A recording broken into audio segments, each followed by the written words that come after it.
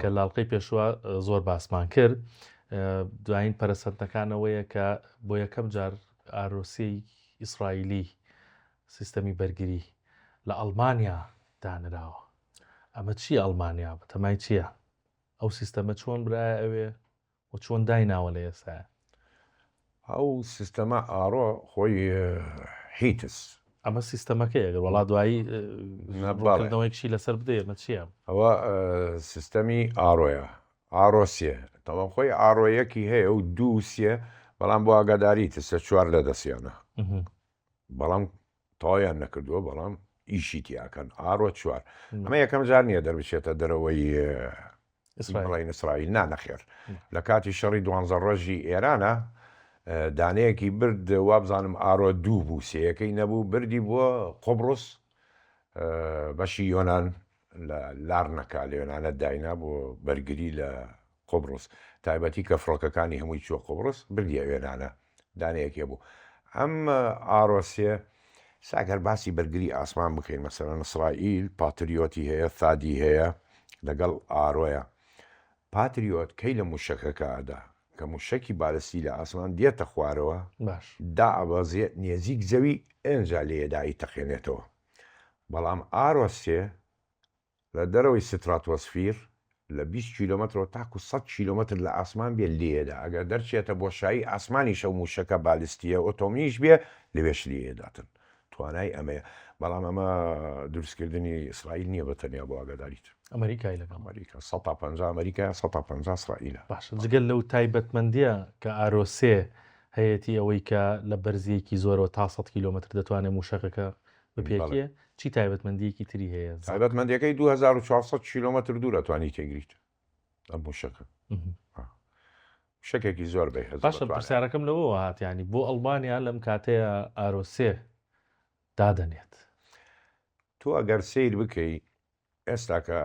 شەڕی رووسیا و ئۆکرانیا ئێستاکە رووسیا بە ناتۆ شەڕەفرۆشێ بە یەکێتی وەروپا هێوێ بێنە ناو شەڕەکەەوە چکە ئەوهان نابێتن رووسیا زەعیف بکەنەوە لەبەرەوە گەر سیر بکەی 5 موسەیارە ڕێگر بوو لە فڕۆکەکەی زلینسکی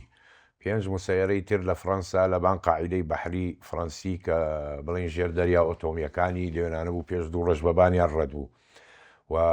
پۆلۆنیای بەزان ئاسمانی پۆلۆنیا و مێکسیوێک ئاسمانی ستۆنیا بەزان ئێستاکە مەسەلەن بیلگرود غەواسە رووسیەکە لە دەریای بەڵتیق ڕێگرە لە زۆر باخێری سویدی و ئەوانە ئەزانەیە کە بووە شەڕ موشەکی رووسی زۆر بە ئاسانی ئەگاتە ئەڵمانیا زۆر بە ئاسانی 3 دقی ناوێ دەربچێ لە رووسیاوە لە لاو ئەڵمانیا لە شوێنێ بتەوە بیدە تایبەتی موشەکی ئۆڕشنێک سکەندەر ناگات چونکە مەداکەی کورتە سکەندەر ئێمیش هەر ناگا بەڵام ئەو موشەکانە ئاگا لەبەرەوە ئاسمانی خۆی ئەپارێزیێ لەستەوە ترسی لێنیشتووە ئەو موشەکانە بگە لە کارخانەکانی بداتنێ بۆ پاراستنی خۆی ئەو موشەکە خۆی نیەتی ئاسان دروستی نەکرد بۆیە ئەم بەستە جێگیریەکە ئاسمانی خۆی بەماڵماتەیە لەسەر تێچووی ئەم سیستەمە ئارۆ بەتەواتی نازانم ڕاستیەکەی بێتن بەس ئاڕۆ چوار ئەوەی کە خوێنمەوە لە سەریانی کە دروستەکەن تاکو ئێستا ملیارێ بەبانەوەی تێشوە و کۆتایی پێنەهاتووە ملیارێک بەبانەوەی تێشوە نێزگەی ملیارێک و 100 ملیۆن جارێ تەواویش نەبووە باشە ئیسرائیل لە شەڕی 12 ڕۆژات چۆن سوودی لە ئارۆسێ بینی لەگەڵ ئێرانە سوودی لێبینی چونکە تۆ ئێمەوەکو باسمان کرد وەختی خۆی لە 100 موشەکە 8 دانەیە کەوتە ئارس 8 9 دانەی نەوەتی لە ئاسمانە تەقایەوە بەمانە بەڵام ئەم موشەکانە نرخی زۆر گرانە ئێستا ئاڕۆسیە نێزیکەی 7 ملیۆن دۆلارە یەک دانەی موشکی یەک موشکی 7 ملیۆن دۆلارە بەڵێ تەکلیفەیەکی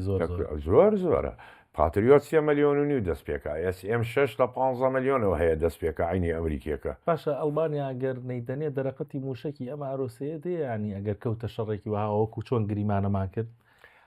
ناتوانێتن ینی تۆ پێرە رووسیا بە 700 موسەیەرە و موشک هێرشی بردە سەر ئۆکرانیا